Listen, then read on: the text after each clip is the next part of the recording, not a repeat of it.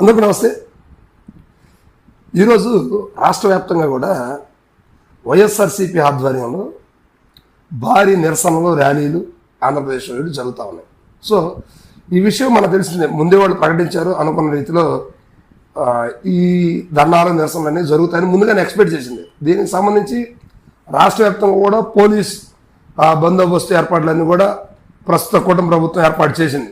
ఎక్కడన్నా అరాచక శక్తులు ఏదైనా కార్యకలాపాలు పాల్పడతారంటూ కొన్ని వార్తలు వచ్చాయి. సో దానికి సంబంధించినట్టుగానే పక్క ప్రణాళికతో జరుగుతూ ఉంది. అయితే అసలు రాష్ట్ర వ్యాప్తంగా పెట్రోల్ నిరసనలకు సంబంధించి ఎందుకు జరుగుతూ ఉంది, రాష్ట్రంలో ఎక్కువగా రేటు ఎక్కువ ఎందుకు ఉంది అనే అంశం మీద ఇప్పుడు రాష్ట్ర వ్యాప్తంగా కూడా చర్చ. అసలు కంటెంట్ భారతదేశం మొత్తం మీద కూడా పెట్రోల్ రేటు మనకంటే తక్కువే ఉంది. ఇప్పుడు మన దక్షిణ భారతదేశంలో తీసుకున్నా కూడా ఆంధ్రప్రదేశ్, తెలంగాణ కావచ్చు, కర్ణాటక కావచ్చు, తమిళనాడు కావచ్చు, కేరళ కావచ్చు, ఈ రాష్ట్రాల్లో ఏ రాష్ట్రాల్లో కూడా మనకన్నా తక్కువే ఉంది, కానీ మనకన్నా ఎక్కువ అయితే ₹1 కూడా లేదు. కానీ ఆంధ్రప్రదేశ్లో మాత్రం ఎక్కువగా 3 నుంచి 4 రూపాయలు ఎక్కువ నడుస్తానుంది మామూలుగా.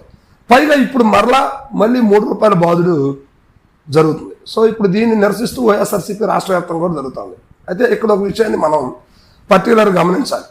సో ఇప్పుడు కూటమి ప్రభుత్వం వచ్చాక ఇది పెంచడం అనేది సర్వసాధారణం కావచ్చు, కానీ గత 2020లోనే అంటే వైసీపీ ప్రభుత్వం రాగానే అప్పుడే ఆంధ్రప్రదేశ్లో వ్యాట్ పెంచారు.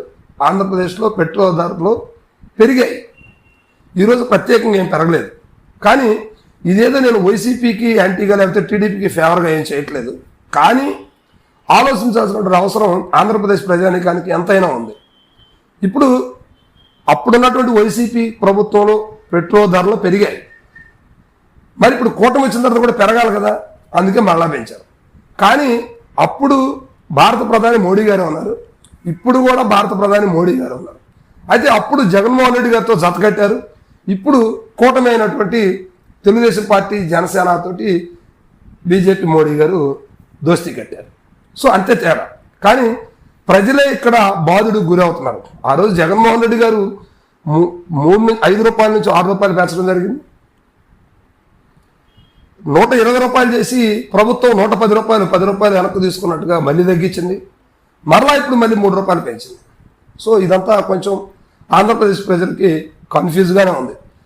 బ్యారల్ రేటు ₹10, ₹20, ₹50, ₹50, ₹100 వచ్చినప్పుడు కూడా భారతదేశంలో పెట్రోల్ ధరలు తగ్గలేదు. కారణం ఏంటంటే బీజేపీ మాయ అని చెప్పుకోవచ్చు.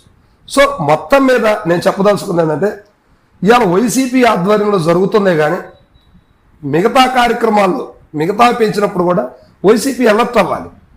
ఈ ఒక్కటే కాదు, సామాన్యుడు పప్పు ఉప్పులు కొనే విషయంలో, నూనెలు కొనే విషయంలో చాలా బాధపడిపోతా ఉన్నారు. ఇవన్నీ కూడా నిత్యావసర వస్తువులే.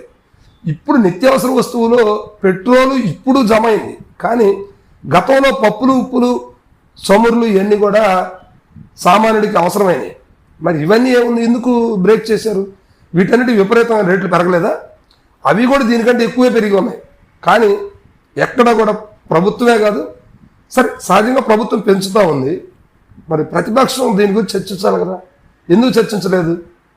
సమాధానం ఉండదు.